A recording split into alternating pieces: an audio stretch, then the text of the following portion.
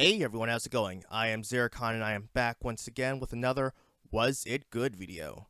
Today we'll be looking at the Star Wars Prequel Trilogy, so buckle up because this is going to be a doozy. Now, I really enjoyed the prequels as a kid. Episode 1 was my introduction to Star Wars as a whole, actually. My dad borrowed a copy from a coworker, and after watching it, I really wanted to know what happened next in the series. Lo and behold, the original trilogy was upstairs, so those were my next entries into the franchise before episode 2 came out. But we're not going to talk about the original trilogy. This is just to focus on the prequels themselves and to see if they were good or not. Also, the merit of the quality will only be focused on the films, nothing else. However, if there is something that seems wrong as far as continuity is concerned, I will address it. But with that being said, let's begin with the Phantom Menace. So the opening deals with the dreaded P word, politics. Now, don't get me wrong, political intrigue can be good when applied correctly, but it seems so out of place. I know that I said I wouldn't make any comparisons to other media, especially the original trilogy, but I'm going to have to break my rule this one time. No one expected politics and trade deals in a Star Wars film. The politics here aren't even interesting to begin with. I mean, no one really cares. But then not even long after that, there's something else that is very confusing. Obi-Wan and Qui-Gon suddenly blur and vanish after having a stalemate with the destroyers. Excuse me, Mr. Lucas, you care to explain to viewers what just happened? Oh, force speed? Was this ever established in your previous films? No? Oh. Okay. And, midi-chlorians. Yeah, that was dumb too. Moving on now. So the dialogue in this film can be subpar at times, but there is something really special that I will reveal later on at the end of this video. Now, people hate Jar Binks. I personally don't hate him. I don't despise him. He's just irrelevant. I mean, honestly, his only contributions in the film were mentioning the Gungan army and leading the heroes to the Gungan hideout. Other than that, he had no bearing on the plot whatsoever. In fact, when he was supposed to guide Qui-Gon and Obi-Wan through the planet's core, he did nothing besides scream at the creatures. And seriously, maybe this happened off screen? You know, maybe it happened, but nothing was shown to the audience that actually shows, like, him doing anything worthwhile. I mean, and really, if it did happen, it really just devalues Jar Jar's worth as a character because we don't see him actually contribute anything. The CGI in the film can be rough at times, admittedly. I mainly noticed it during the droid Gungan battle. I should also note that my copy is not the special edition with the extra CGI, but it's the one that actually has the puppet Yoda in it, so keep that in mind. The master-apprentice relationship between Qui-Gon and Obi-Wan was very good, and I enjoy the effects that it would have in later films. The final duel was top-notch, especially with Duel of the Fates playing, and I should mention a fun fact and actually thank George Lucas for this save. When writing this piece, John Williams was considering omitting the choral section from it, but Lucas told Williams that he should actually keep the choral section in. And as we know, the choral section remains in Duel of the Fates, so thanks, Mr. Lucas. John Williams managed to do something that other films, besides Marvel films, managed to do. Keep me through the credits. His music is so good that I enjoy listening to it even after the film has concluded. And this applies to the other Star Wars films as well, not just The Phantom Menace. So, on to Attack of the Clones. This film repeats the mistakes of its predecessor by introducing, yay, more politics that the viewer really just doesn't care about. So, you know, I'm not sure why they kept going down that route. So Corday, Padme's decoy, is killed, and both Padme and the camera focus on her for a good amount of time, maybe even too much. So why is this necessary? We don't even know who Corday is. We're supposed to feel sympathetic during this scene, but I really can't. I mean, yes, someone died, but we have no attachment towards her because we've never been introduced to her. She's never been developed. I mean, heck, this is the only time we see her. If it had been Sabe, Padme's double in the first film, then maybe we could get a little more emotional because we actually know who she is. As it stands, we're supposed to get sad over the death of an unknown character, or heck, even if we're not supposed to get sad, I don't really feel any impact over this moment that's happening. But moving on to unknown characters, who the heck is Count Dooku? Why does Padme suspect that he is the culprit behind her assassination attempt? What has he even done that warrants like her accusing him? He had no mention even in the last film. So, provide a setup for this character. Don't just throw him right in with no background information. Imagine if in The Incredibles, the opening scene from the past didn't exist, and Mr. Incredible faced Syndrome and said, "Buddy?" We would have no idea who he's even talking about. All we would see is that some guy hates Mr. Incredible and wants to kill superheroes, but we wouldn't know why. Syndrome was set up so his villain debut could pay off later on.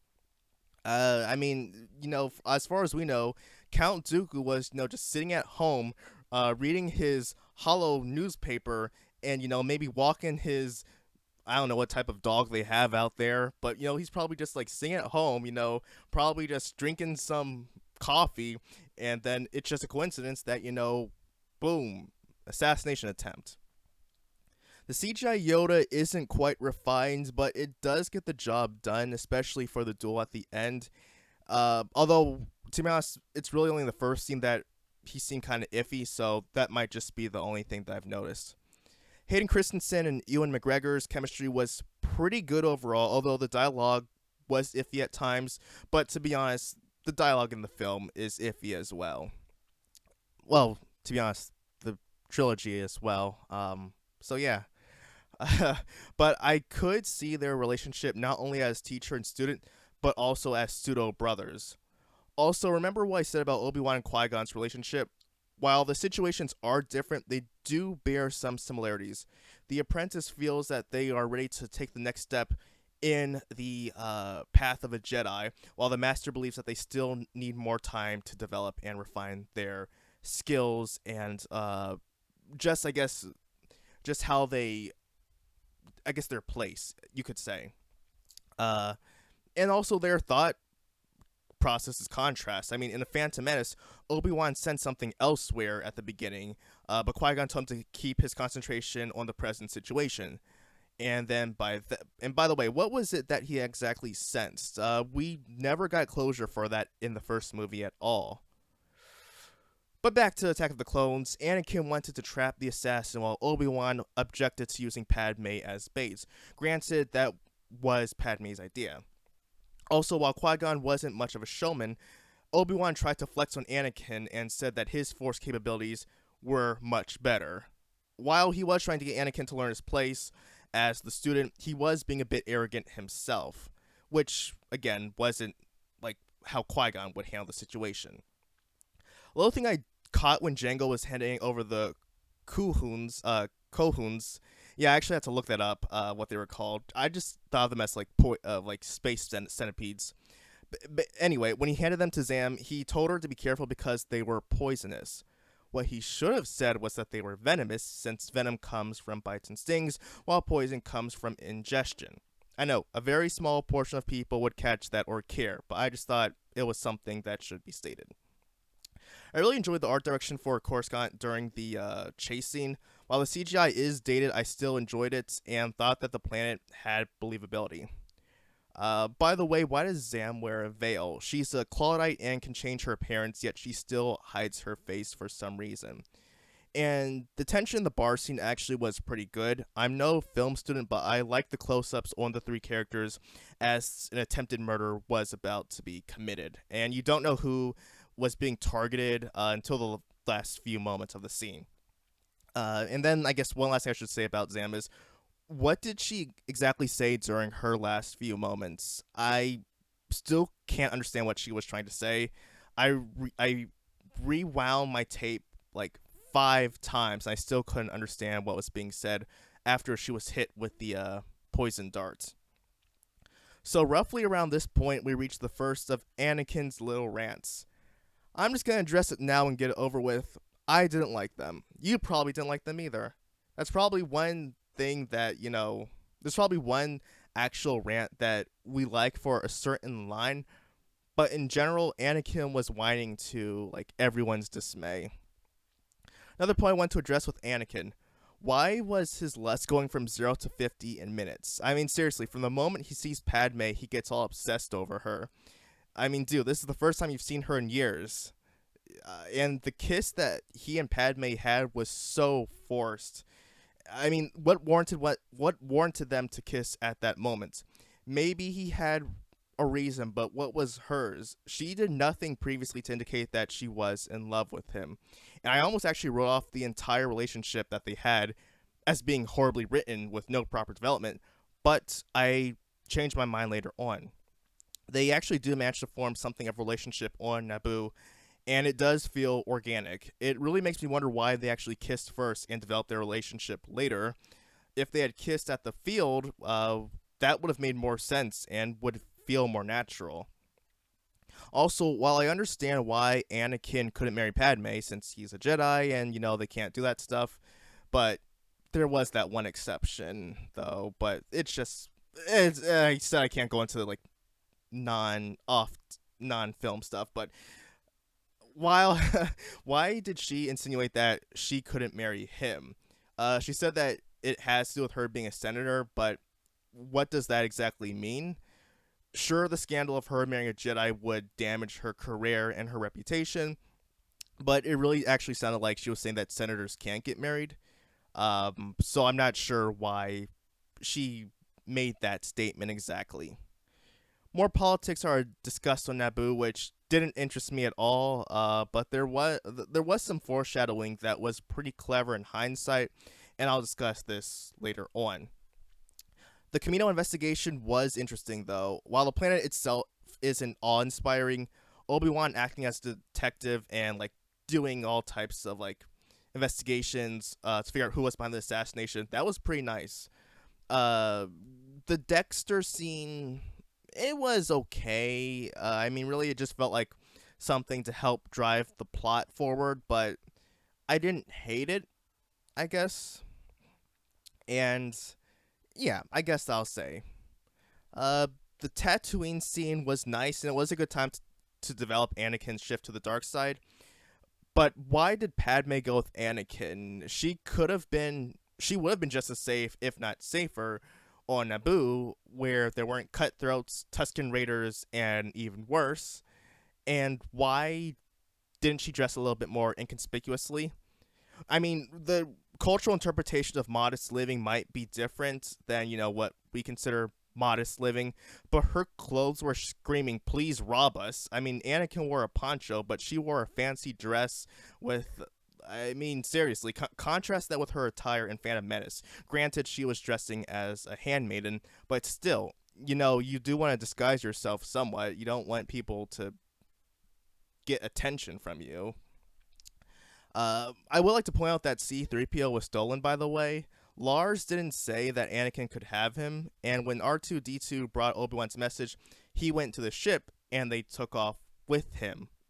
Uncle Owen had to pay for him and R2-D2 in the future, and he later died for it. So yeah, Anakin is a scummy stepbrother. I just want to point that out there. When Dooku went to see Obi-Wan, it was interesting to note how honest his words were. It almost begs the question, what if Obi-Wan had listened to him? Sure, there are fan theories and stuff, but it's still a nice question to ask. Heck, seeing the debate between the master of Qui-Gon and the student of Qui-Gon was interesting. There's a deleted scene of Padme and Anakin being put on trial before being executed. Personally, I think it would have been nice, or even the best idea, to include it in the film to explain why the execution was taking place. When the scene is introduced in the movie, as far as the execution, Padme and Anakin are just in a chariot about to head out, and while the audience can piece together what's about to happen, knowing why it's taking place would be nice, if not just as better. But also, why the theatricality? Instead of an elaborate execution, why not just shoot them and be done with it? There are two Jedi. One's a master. No, wait. Obi-Wan's not a master, right, is he? But surely, they pose a great threat. So if you want to kill them, it's best just to do it then and there. The arena battle was nice. The choreography and action were what you can expect from a film with this budget. Also, Jango had a good death, unlike his son.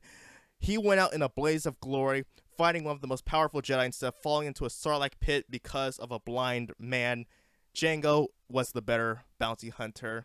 I know I still don't make comparisons, but I am making this one comparison because Jango is the best. There's not much to say about the rest of the film. I will say that Across the Stars was the highlight musical piece of the film, and it definitely deserves a listening. As a whole, the pacing felt too slow. Because of the constant shifts back and forth between Anakin and Obi-Wan, it didn't feel like much progress was being made. There were also details that could use explanation, like why the erasure of the Jedi archives wasn't taken more seriously. Yoda and Mace brushed off as if someone deleting the information wasn't a serious issue. I mean, they talked about it, but they never went back to say, like, hey, we should talk about this to the rest of the council. It just seemed kind of odd. There are also references that give us no reason as to why characters feel a type of way. For example, when Anakin jumps out of the speeder and Obi-Wan displays his disapproval, we don't know why he hates it. At least when Anakin's lightsaber is destroyed at the droid factory, we know why Obi-Wan is going to kill him, as he puts it. He has chided Anakin before for losing his lightsaber. So I can't say which I felt was worse between Phantom Menace and Attack of the Clones because they both have their own strengths and weaknesses. The boring politics of Episode 1 really bogged down the film, and Episode 2 showed potential, but it failed in its execution. So moving on to Revenge of the Sith. I can probably say that this film was easily the best in the trilogy. I would even go so far to say that it's a great film. But let's dig into it. The opening was the best in the three films and really gets the viewer invested in what's going to happen. Sure, episodes 1 and 2 had some sort of mystery element as to, oh, what's going on in this movie? But they weren't gripping. This is an all-out war. By the way, in episode 2, Mace said that the Jedi weren't soldiers. So guess what? Within 5 minutes, Obi-Wan is called General Kenobi. General. I mean, hey, even Yoda was like leading troops at the end of episode 2. So I guess things changed quickly, huh? One thing I didn't care for is the progression of the battle droids getting dumber. While there were a few comedic moments in the first film, they actually act as if they pose a serious threat. Now, don't get me wrong, they can still kill a person, but I can't take them seriously when they have high-pitched voices and act like comedic relief characters.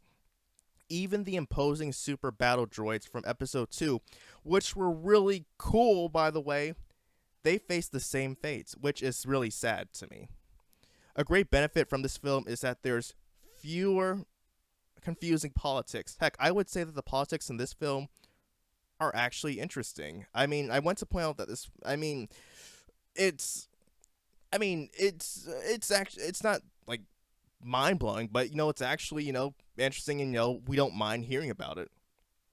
So I want to point this out that someone else in the council besides Yoda and Mace speak. Seriously, how is this a council when no one else gets a say? I don't even know why Anakin wanted to be was so obsessed with joining the council, because he wasn't really missing anything. I mean, Ki Adi-Mundi, he was like just saying like, oh, what about the droid attack on the Wookiees? And I'm thinking to myself, hey, you know what? You're the first person to speak who wasn't Mace or Yoda on like the entire council. Why has anyone else, spoken? And yeah, so that was just like really confusing to me. So how did Anakin not get suspicious about Palpatine when he mentioned a Sith legend? Seriously, that should have been maybe not warranted investigation, but the very least, it should raise a red flag for him, even if he was curious about the power that, was just a legend. He still should have been like, hey, we're not supposed to like Sith. Why are you talking about Sith all of a sudden? In addition, his betrayal felt very weak to me. Palpatine gave no guarantee that what he said could be done.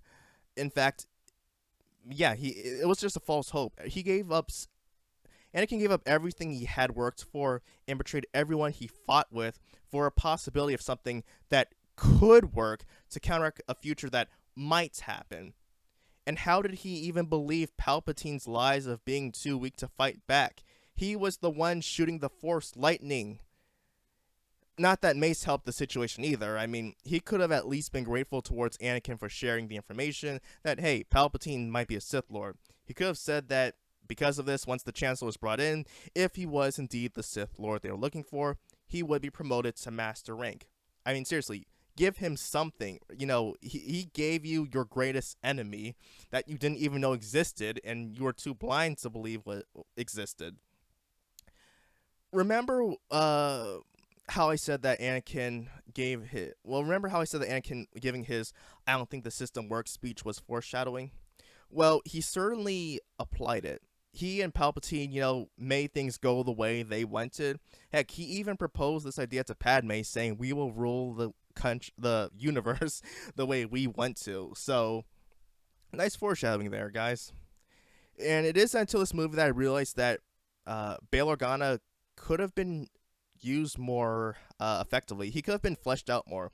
He's a minor character in this film, but this is the only one where you actually feel his presence and importance because he has some agency and assists with the plot. I mean, if he had done some stuff in the prior films, maybe I wouldn't feel this way, but to be honest, this is the only one time. I mean, it's not even until even before watching the movies to make this video, it wasn't until episode 3 that I actually noticed him. Granted, the politics in the other two films were something that, were lackluster, so maybe that's the reason why as well.